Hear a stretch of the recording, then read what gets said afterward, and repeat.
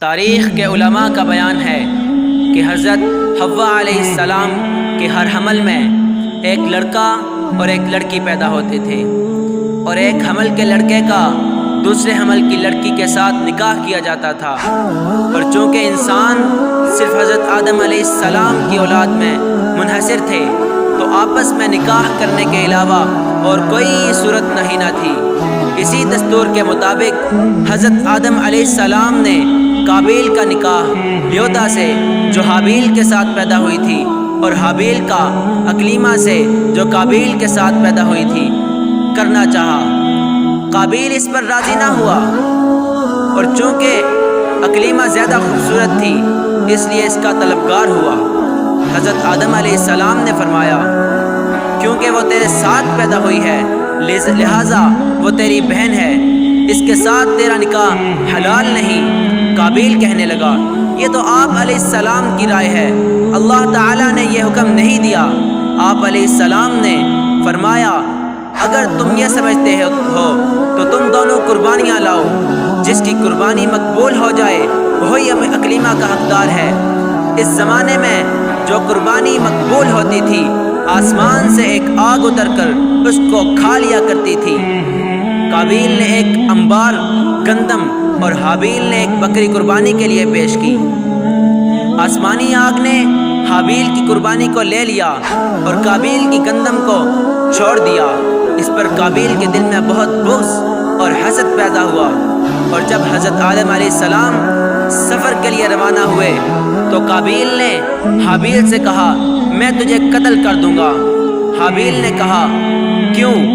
تو قابیل نے کہا، اس لیے کہ تیری قربانی قبول ہوئی اور میری قربانی قبول نہ ہوئی، اور تو اکلیمہ کا مستحق ٹھہرا، اس میں میری ذلت ہے۔ حابیل نے جواب دیا، اللہ تعالیٰ صرف ڈرنے والوں کی قربانی کو قبول فرماتا ہے۔ حابیل کے اس مقولہ کا یہ مطلب ہے کہ قربانی کے قبول ہونے کی وجہ انسان کا متقی ہونا ہوتا ہے۔ اور حابیل نے کہا، یہ خود تیرے افعال کا نتیجہ ہے، اس میں میرا کیا قصور ہے؟ اگر تو مجھے قتل کرنے کے لیے میری طرف اپنا ہاتھ بڑھائے گا تو میں تجھے قتل کرنے کے لیے اپنا ہاتھ تیری طرف نہیں بڑھاؤں گا، کیونکہ میں نہیں چاہتا کہ میری طرف سے ابتدا ہو، حالانکہ میں تجھ سے قوی و توانا ہوں۔ یہ صرف اس لیے کہ میں اللہ عز و جل سے ڈرتا ہوں، اور میں یہ چاہتا ہوں کہ میرا یعنی میرے قتل کرنے کا گناہ اور تیرا گناہ یعنی جو اس سے پہلے تو نے کیا کہ والد کی نافرمانی کی، حسد کیا اور خدائی فیصلہ کو نہ مانا، یہ دونوں قسم کے گناہ تیرے اوپر ہی پڑ جائیں تو تو دوزخی بن جائے۔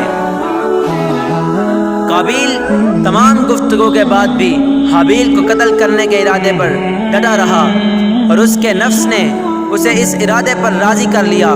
چنانچہ قابیل نے حابیل کو کسی طریقے سے قتل کر دیا، لیکن پھر حیران ہوا کہ اس لاش کو کیا کرے، کیونکہ اس وقت تک کوئی انسان مرا ہی نہ تھا۔ مدت تک لاش کو پشت پر لادے پھرتا رہا، پھر جب اسے لاش چھپانے کا کوئی طریقہ سمجھ نہ آیا تو اللہ عز و جل نے ایک کوا بھیجا جو زمین کو کھودتا رہا۔ چنانچہ یوں ہوا کہ دو کوے آپس میں لڑے، ان میں سے ایک نے دوسرے کو مار ڈالا، پھر زندہ کوے نے اپنی چونچ اور پنجوں سے زمین کو کھودنا شروع کر دیا، اس میں مرے ہوئے کوے کو ڈال کر مٹی سے دبا دیا۔ یہ دیکھ کر قابیل کو معلوم ہوا کہ مردے کی لاش کو دفن کرنا چاہیے، چنانچہ اس نے زمین کھود کر دفن کر دیا۔